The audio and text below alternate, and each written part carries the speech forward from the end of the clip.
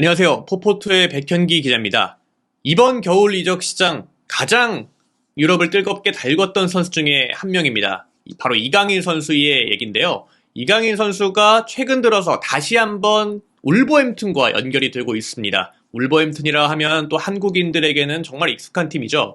울버햄튼의 황희찬 선수와 이강인 선수가 한 수밥을 먹게 될지, 아니면 또 이강인 선수가 다른 팀으로의 이적이 진행이 될지, 이번 여름에 이적 시장 예측, 그리고 만약에 이강인 선수가 울버햄튼에 오게 된다면 황희찬이 가지는 입지 변화까지 한번 예측을 해보겠습니다. 최근 들어서 이강인의 울버햄튼 이적설이 다시금 떠오르고 있는데요. 바로 이 톰 프록터라는 몰리니 뉴스의 기자의 칼럼에서 언급이 됐습니다. 사실 이 울버햄튼은 꾸준하게 이강인 선수를 관찰을 해왔다고 합니다. 지난 월드컵 기간 동안 울버햄튼은 이강인 선수에 대한 관심을 꾸준하게 보여왔고, 최근 들어서 이 프록터 기자가 바로 어제 이 칼럼을 통해서 이강인의 필요성을 강조를 했습니다. 전문을 해석을 해보자면 울버햄튼은 득점력 빈곤에 시달리고 있다. 최근 23경기에서 겨우 17골을 넣고 있으며 결정력 문제가 심각하다라고 언급을 했습니다. 사실 이 결정력 문제 때문에 이번 시즌 초반에 울버햄튼이 최하위까지 떨어졌거든요. 이 최하위까지 떨어진 상황에서 브루노 라즈 감독을 경질할 수밖에 없었고, 또 그의 반대급부로 훌렌 로페테기 감독이 선임이 됐습니다. 로페테기 감독 체제 이후에 약간의 좀 결정력에 있어서는 조금은 나아진 모습을 보이면서 현재 15위까지 울버햄튼이 반등을 한 상황이긴 한데, 어쨌든 최근 들어서 이강인 선수가 다시금 언급이 된다는 점은 울버햄튼이 아직까지는 이 결정력에서의 만족도를 팬들에게 주고 있지 못하다, 또 이런 필요성 때문에 다시 한번 이강인 선수의 울버햄튼 이적설이 떠오르고 있는 현실입니다. 특히나 또 프록터 기자가 최근 울버햄튼 스트라이커들의 부진을 꼬집었는데요. 겨울 이적 시장에 영입된 쿠니아, 그리고 히메네스, 디에고 코스타 모두 리그에서 아직 득점이 없는데, 바로 이런 부분들을 이강인이 보완할 수 있다라고 언급을 했습니다. 울버햄튼은 자주 찬스 메이킹이 절반으로 떨어지고 있다. 그리고 지금 울버햄튼에게는 득점 기회를 만들 수 있는 선수가 필요한데 바로 그것이 이강인이다 라고 언급을 했습니다. 이강인만 위주로 칼럼을 따로 하나 작성할 만큼 현재 프록터 기자뿐 아니라 울버햄튼 내부에서도 이강인에 대한 이름이 꾸준하게 나오고 있고, 또 구단 자체가 관심을 갖고 있다는 뜻이 되겠습니다. 또 그러면서 이강인의 현재 라리가에서의 퍼포먼스를 언급을 합니다. 몰리니 뉴스에서는 계속해서 이강인에 대한 언급을 하고 있는데요. 현재 라리가 마요르카에서 환상적인 시즌을 보내고 있는 이강인은 공격형 미드필더 어디에서든 뛸 수가 있다. 윙어와 10번 자리 모두 가능하다라고 언급을 합니다. 이 포인트가 중요한데, 현재 이 울버햄튼이 이번 겨울 이적 시장에 무티뉴와 트라우레 이 두 명의 선수를 내보낼 계획을 갖고 있었는데 무산됐단 말이죠. 하지만 이번 여름에 어쨌든 무티뉴와 아다마 트라우레의 이적이 확실시 되고 있는 상황에서 이강인이 이 두 명의 대체자가 될 수 있다. 아니, 두 명이 나가는데 어떻게 한 명의 대체를 하냐, 이렇게 반문하실 수도 있는데, 이 울버햄튼 현지에서는 지금 무티뉴의 10번 역할, 그리고 아다마의 윙어 역할 모두가 이강인 선수가 커버할 수 있기 때문에 충분히 그 대체를 할 수 있다, 이렇게 또 판단을 하고 있는 것 같아요. 계속해서 말씀을 드리자면 무티뉴는 10번 역할을 수행한 적이 있고, 아다마 트라우레는 오른쪽 윙어로 뛴다. 하지만 이강인은 이 두 포지션을 여유롭게 소화할 수 있다라고 언급을 하면서, 이강인이 단순히 한 포지션에 국한된 선수가 아니라 공격형 미드필더 전역을 소화할 수 있다라는 멀티성에도 굉장히 높은 점수를 주고 있습니다. 또 이강인에 대한 칭찬이 계속 이어져요. 이강인은 볼 운반 능력이 훌륭하다. 90분 동안 평균 3.58개의 슈팅 기회를 만들고 이는 5대 리그 88위의 기록이다 라고 언급을 합니다. 이강인은 사실 가장 큰 강점이 바로 이런 패싱 능력, 그리고 앞쪽으로의 전진성이라고 생각이 들거든요. 바로 이런 부분들에 있어서 이 마요르카의 역습의 천병에 서고 있는 이강인 선수가 울버햄튼에게도 꾸준하게 언급이 되는 이유가 바로 여기에 있다고 생각이 들거든요. 울버햄튼이 지금 로페테기 감독 부임 이후에 득점력이 약간 좋아지긴 했습니다만 공격 쪽에서의 창의성이 부족하고 또 전진하는 선수가 부족하기 때문에 득점력에 아직까지 빈곤을 겪고 있는 거거든요. 따라서 이 울버햄튼 현지에서도 바로 이 이강인의 전진성, 그리고 창의성에 집중을 하면서 이강인이 정말 우리 팀에 필요한 선수다라고 계속해서 피력을 하고 있습니다.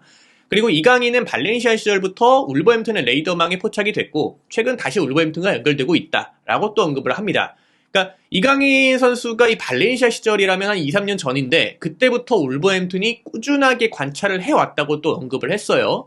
그리고 최근에 이강인 선수의 또 가장 큰 화두 중에 하나였던 바이아웃을 언급을 하면서 1,500만 파운드, 우리 돈으로 약 236억 원으로 알려져 있다라고 또 언급을 하면서 구체적인 또 액수까지 지정을 했습니다.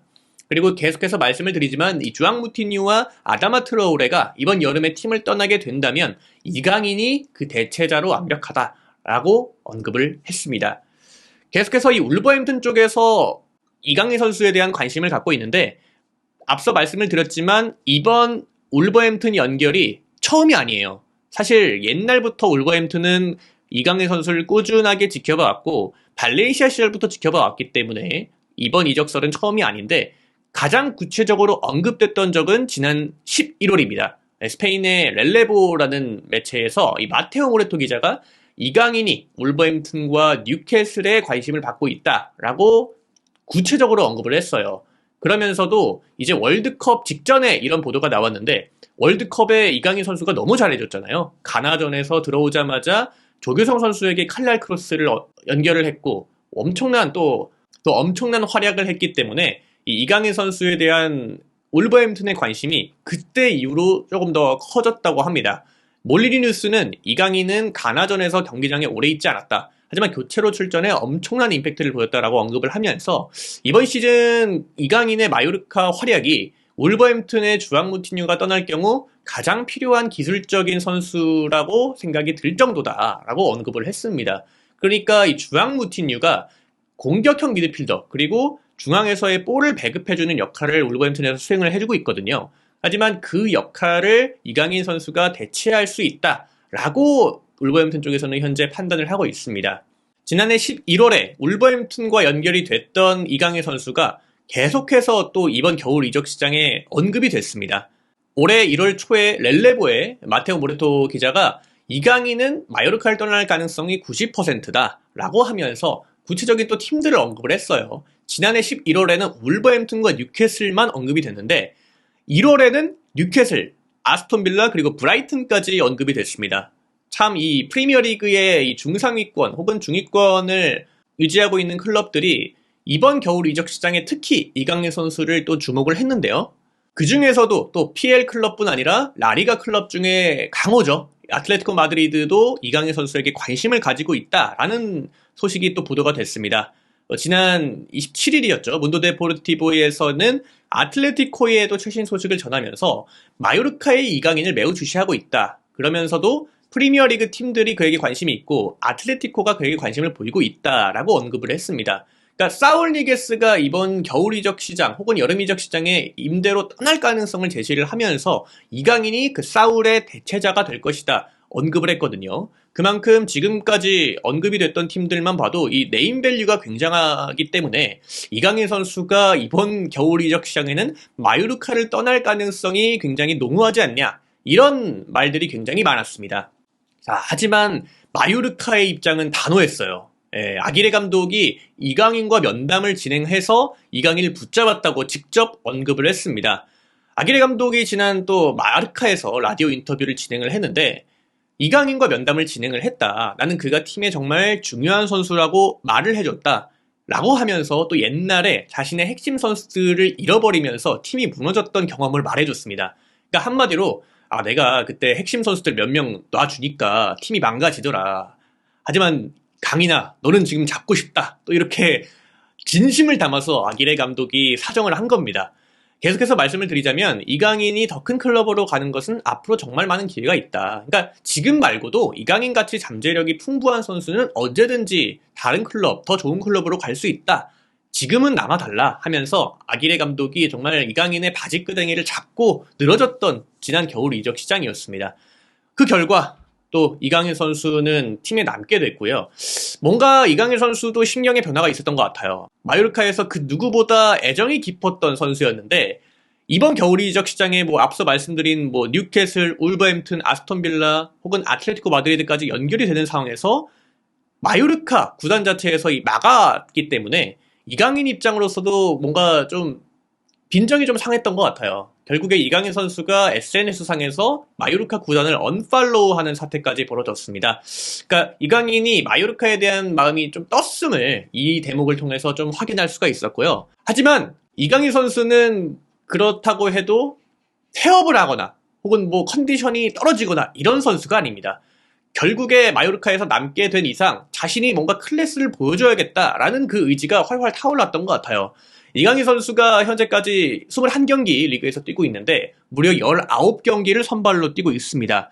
이적이 좌절된 이후에도 꾸준하게 그 활약을 이어가고 있는데요. 총 이번 시즌 2골 4개의 어시스트. 정말 이 무리키와 함께 이 마요르카의 역습의 최전방에 서 있다고 생각을 하시면 될 것 같고요.